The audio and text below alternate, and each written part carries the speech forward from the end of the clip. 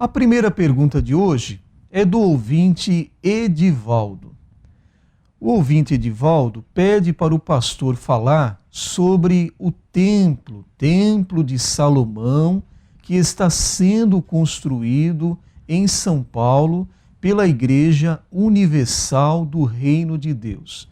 O Edivaldo diz que ouviu dos membros desta igreja a seguinte frase: se o Brasil não pode ir a Israel, então Israel vem até o Brasil. O que o pastor pode falar a respeito disso? Essa é uma colocação própria de pessoas que não conhecem a Bíblia Sagrada. Porque se conhecessem, teriam uma colocação diferente. Então eu pergunto, fazer o que no Templo de Israel? Fazer o quê? O Templo de Israel tinha sua validade para aquela ocasião, quando estávamos debaixo da lei de Moisés e havia sacrifícios pelos pecados, havia sacerdotes, sumos sacerdotes que faziam uma cerimônia que era da vontade de Deus na ocasião. Mas depois que Jesus deu o brado na cruz, está consumado, a vigência da lei parou, cessou. Logo, não temos mais nada de sacrifícios de animais, como se faziam nos tempos de antanho, indicados no Antigo Testamento. Hoje, o nosso culto a Deus é feito naquela maneira como Jesus declarou em João 4:24. Porque ele declarou: Deus é Espírito, e importa que os que o adoram, o adorem em espírito e em verdade. Ora, por que Jesus falou estas palavras? Como se costuma dizer, um texto sem o contexto é um pretexto.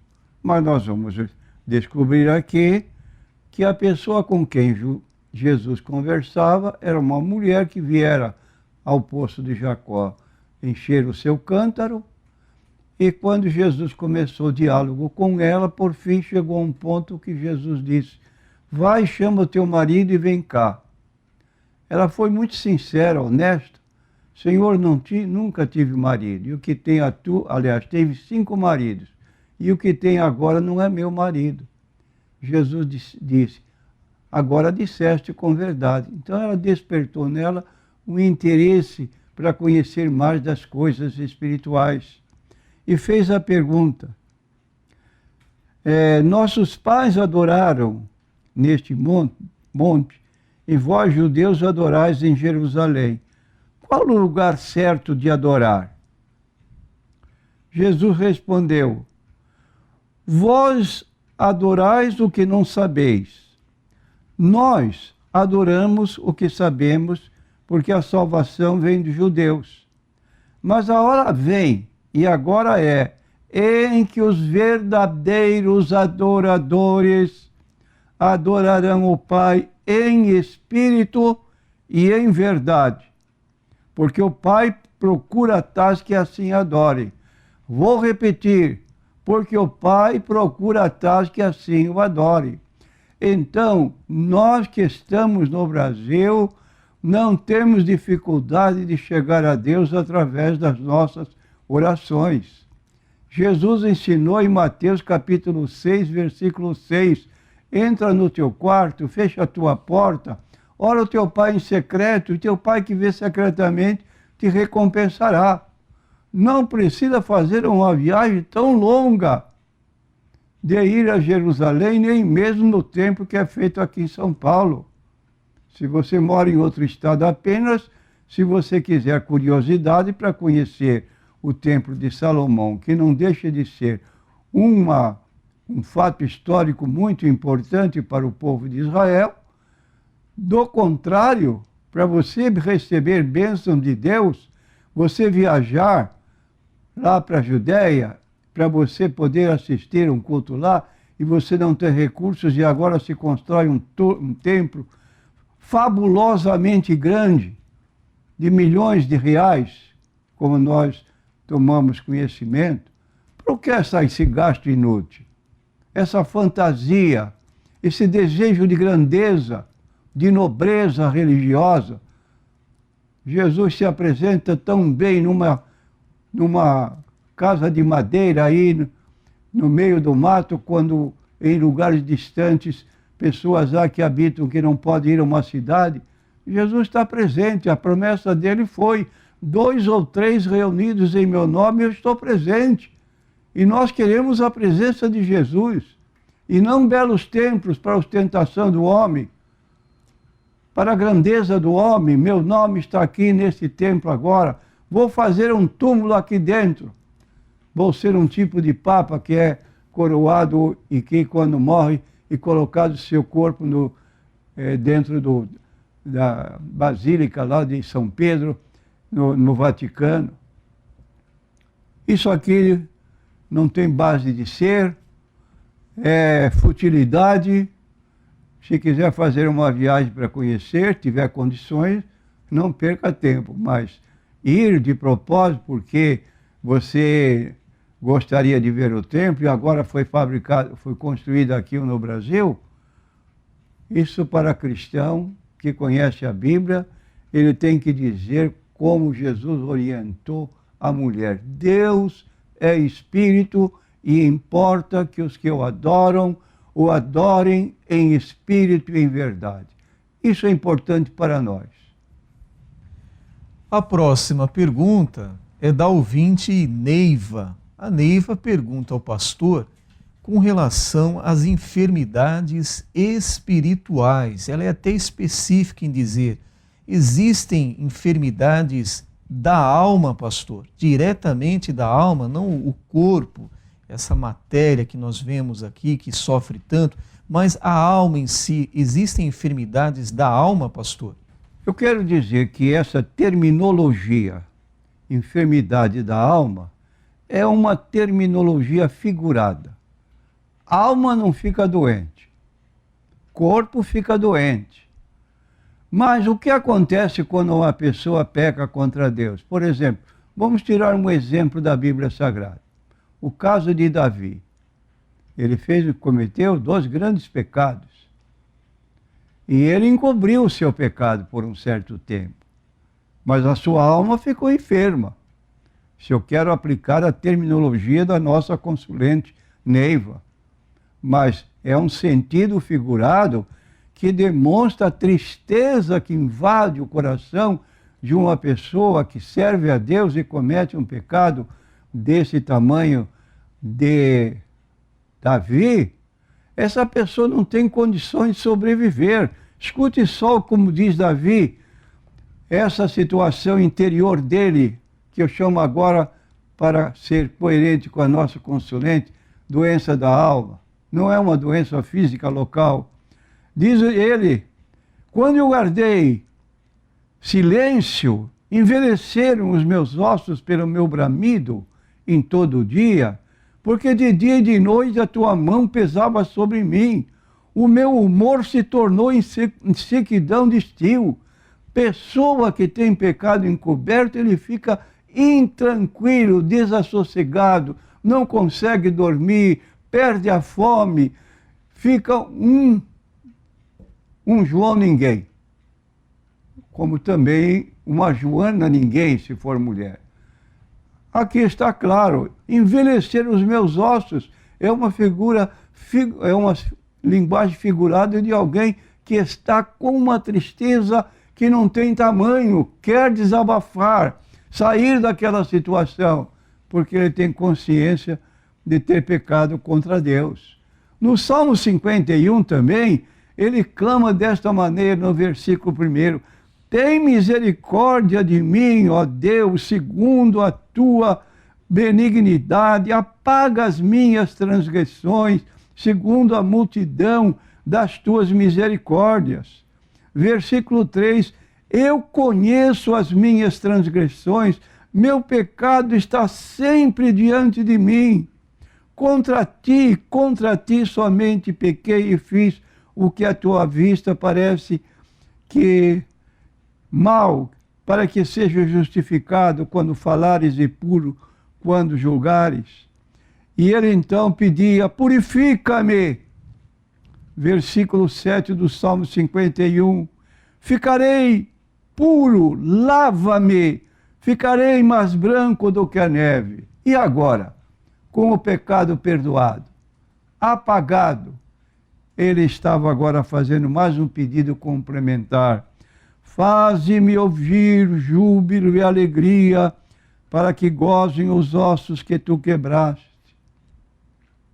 Esconde a tua face dos meus pecados. Apaga todas as minhas iniquidades. Cria em mim, ó Deus, um coração puro. Renova em mim um espírito reto. Não me lances fora da tua presença. Não retires de mim o teu Espírito Santo. Torna a dar-me a alegria da tua salvação. Sustém-me com espírito voluntário. Aqui está uma doença da alma, mas uma doença muito grande, como nós fazemos com relação a doenças do corpo. Nós podemos analisar a grandeza, quer dizer, o tamanho dessa enfermidade, ou às vezes é uma enfermidade que passa logo, mas aqui ele estava com uma enfermidade da alma, aplicando a terminologia da nossa consulente, e ele estava num desassossego tremendo, perdeu a alegria da salvação, não tinha mais razão de viver, porque ele pecou contra Deus. Mas depois Deus lhe deu perdão. Aí a vida restaurou. Ficou bom de saúde espiritual. A próxima pergunta é NQI e pede aqui para o pastor sugerir salmos que devem ser lidos, meditados antes de irem ao trabalho e depois, quando o crente já está no trabalho, qual salmo ele deve ler? Pastor, qual a sugestão de salmo que o senhor faz para o nosso consulente? Bom, eu recomendaria, em primeiro lugar, o Salmo 23, muito conhecido de todos os leitores da Bíblia. O Senhor é o meu pastor, nada me faltará. Deitar-me faz em verdes pastos, guia-me mansamente a águas tranquilas, refrigera a minha alma, guia-me pelas veredas da justiça, por amor do seu nome. Ainda que eu andasse pelo vale da sombra da morte, não temeria mal algum, porque tu estás comigo, a tua vara e o teu cajado me consolam. Olha aqui que beleza de colocação para uma pessoa que sai de casa num tempo tão terrível como nós estamos vivendo, de bandidos à solta na cidade, atirando, matando, através de desastres em carro, motoristas embriagados. Saímos, não sabemos se voltamos. Mas aqui é uma petição. Ainda que eu andasse pelo vale da sombra da morte, não temeria mal algum, porque tu estás comigo. A tua vara e o teu cajado me consolam. Significando que às vezes Deus precisa dar umas varadas em nós para que nós tenhamos uma vida mais consentânea com a sua vontade. Mas aqui há essa colocação para uma pessoa que sai de casa, que é a bênção de Deus. E acrescento aqui poucos versículos do Salmos 25. A ti, Senhor, levanto a minha alma. Deus meu, em ti confio, não me deixes confundido, nem que os meus inimigos triunfem sobre mim. Na verdade, não serão confundidos os que esperam em ti. Confundidos serão os que transgridem sem causa. Faze-me saber os teus caminhos, Senhor. Ensina-me as tuas veredas. Guia-me na tua verdade e ensina-me, pois tu és o Deus da minha salvação. Por ti estou esperando todo dia. Então, pedido de ajuda, de direção, de proteção, muito necessário para os dias atuais. Muito bem. Nós vamos agora seguir o nosso roteiro. Nós temos aprendido na Escola Bíblica Dominical sobre a história da igreja.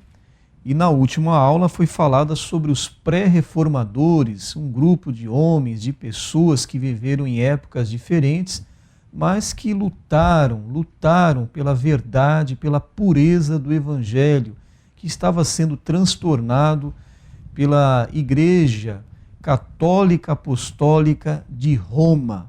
Então nós temos muitos exemplos bons a serem copiados nesse campo, mas então temos aqui um tema importante sobre indulgências, que muitos desses pré-reformadores lutaram contra essas indulgências, mostrando que elas não tinham respaldo na Bíblia Sagrada, elas eram contra as Sagradas Escrituras. Então, nós perguntamos ao pastor inicialmente o que é indulgência, pastor?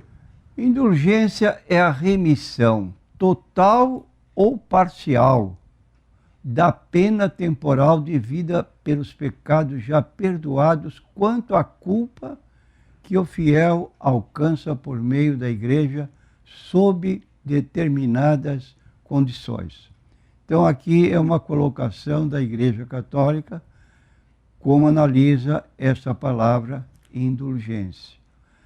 Literalmente, essa palavra era aplicada de modo conhecido de todos os que viviam naqueles tempos, e essa palavra tinha ligação a uma determinada contribuição, por exemplo, o tamanho do pecado dessa pessoa. Essa pessoa que cometeu determinado pecado grave, ela teria um tempo prolongado no purgatório, segundo o ensino católico.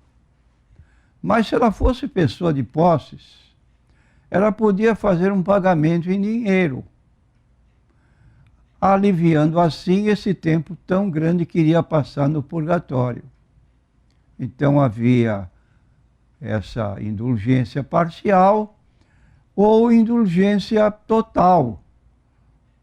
É um pagamento que tirava toda a culpabilidade da pessoa. O fiel perdoado quanto à culpa não está necessariamente perdoado, segundo o ensino católico, quanto à pena. O que apaga a pena temporal é indulgência, concedida especificamente pela Igreja através da oração ou obras de piedade ou penitência ou caridade. Então a Igreja hoje está aplicando um novo sistema de indulgência parcial, quando a pessoa vai à igreja, procura lá o padre, o confessor, faz a sua confissão auricular, e o padre faz uma declaração para ela, e que o pecado dela está cancelado, está perdoado. Eu, então, dava a ela para ajudar o cancelamento do seu pecado uma penitência ou uma caridade, obras de piedade, orações através do rosário. Se não quisesse fazer o rosário com 150 pedras de oração Ave Maria, podia fazer o terço, que são 50 pedras de 10 em 10 com o Padre Nosso, também aquela oração ensinada por Jesus, Pai Nosso. Então hoje está meio contornado, mas ainda existe o problema lá no Vaticano da concessão desta indulgência para aliviar a pessoa da sua culpabilidade, da sua penalidade, que é o castigo.